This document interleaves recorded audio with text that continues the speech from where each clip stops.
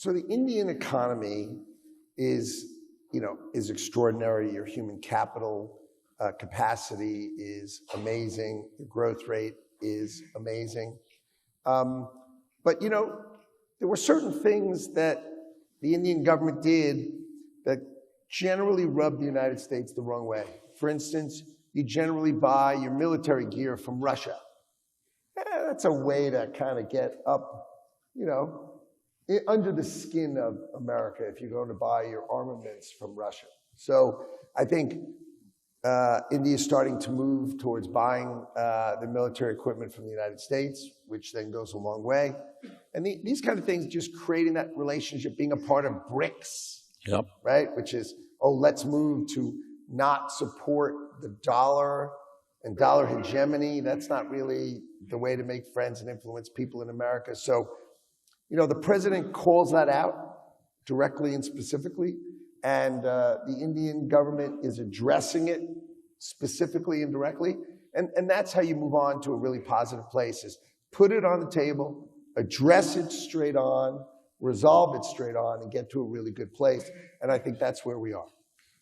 Mr. Secretary, talk a little bit about manufacturing in India, because obviously there's a number of companies, including a couple of companies here, who are looking to invest further in manufacturing in India. What's your view of that? Do you think the U.S. will be doing more to help push more manufacturing in India, in addition to obviously manufacturing in the United States? Well, I think the United States wants to bring advanced manufacturing back to the United States of America.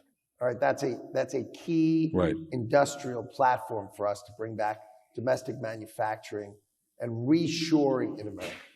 Right? So now there are enormous number of product categories that we are going to be delighted for India to produce. And what we're going to have is you'll sort of have a trade deal that says, look, these kind of industries would be great for India to produce. And in fact, there are enormous numbers of industries that we'd really like to go to India, right? And what happens is you create this sort of trade deal that puts India in a unique position, right? Because it'll have a special relationship with the United States. In certain industries, it will have a better tariff relationship than most other countries in the world, which means India will be the beneficiary of those kind of products. So some will need to be reshored to America, right? But they'll be replaced with incredible opportunity for India, which has one of the most extraordinary economies, one of the most extraordinary, the key that makes an extraordinary economy is the determination